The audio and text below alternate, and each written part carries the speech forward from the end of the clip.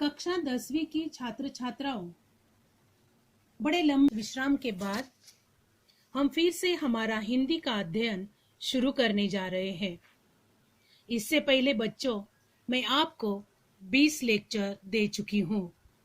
जो भी मैंने आपको पढ़ाया उनके प्रश्नों का लेखन भी आपने किया होगा, यह मैं आशा रखती हूँ। तो बच्चों, आज से मैं 21वां लेक्चर आपको सुनाने जा रही हूँ, पढ़ाने जा रही हूँ, जो है विभाग 4 यानी भाषा अध्ययन। तुम्हारे प्रश्न पत्र में यह भाषा अध्ययन का प्रश्न 14 अंकों के लिए दिया जाता है। कक्षा 10वीं के नवीन पाठ्यक्रम में व्याकरण संबंधी निम्नलिखित विषयों का समावेश किया गया है। इनका विवरण इस प्रकार है: शब्द भेद, अव्यय, काल परिवर्तन, संधि, वाक्य के भेद, मुहावरे, वाक्य शुद्धिकरण, सहायक क्रिया पहचानना, प्रेरणार्थ क्रिया रूप लिखना, कारक पहचानना तथा भेद लिखना और विराम चिन्ह। तो इस प्रकार इन निम्नलिखित विषयों का परिचय मैंने आपको करवाया। सबसे पहले शब्द भेद आज से हम शुरू करने जा रहे हैं। शब्द भेद के अंतर्गत संज्ञा, सर्वनाम और विशेषण, यह 3 मुद्दों का समावेश किया गया है। आज से हम संज्ञा से शुरुआत करने जा रहे हैं। कक्षा 5वीं से लेकर कक्षा 8वीं तक बच्चों, आपने संज्ञा का पठन किया है, अध्ययन किया है। तो सबसे पहले हम देखेंगे कि संज्ञा की परिभाषा क्या है। संज्ञा किसे कहते हैं?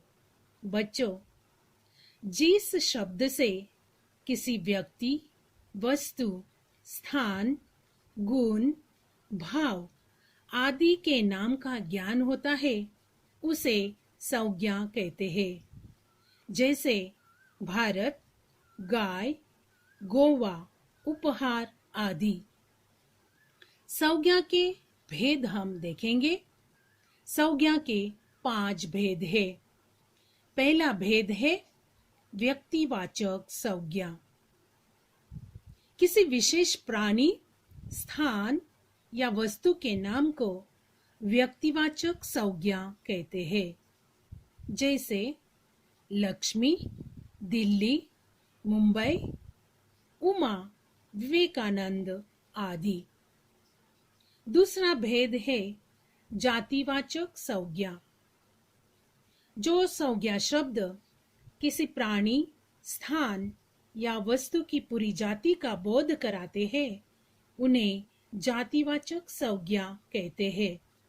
जैसे देश, हार, भिक्षु, साथी, नदी, पुस्तक आदि। तीसरा भेद है भाववाचक संज्ञा। किसी भाव, गुण, अवस्था या दशा का बोध कराने वाले शब्द को भाववाचक संज्ञा कहते हैं। जैसे महंगाई, दया, अभिमान, साहस, बचपन, अच्छाई आदि। चौथा भेद है द्रव्यवाचक संज्ञा।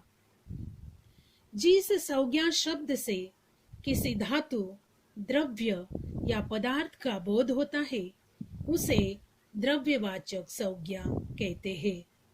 जैसे घी, तेल, दूध, पानी, सोना, गेहूं, चारा आदि।